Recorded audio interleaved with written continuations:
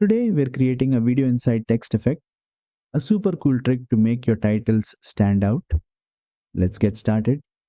First, head over to the effects library, go to titles and drag a text layer onto your timeline. Click on the text and type in your desired word or phrase. To make the effect work well, choose a bold font so the video inside is clearly visible. Next, import the video you want to appear inside the text and place it above the text layer on the timeline. Now, select the video, go to the inspector panel, and scroll down to the composite section. Change the composite mode to darken. This will blend the video into the text, making it play inside the letters. And that's it.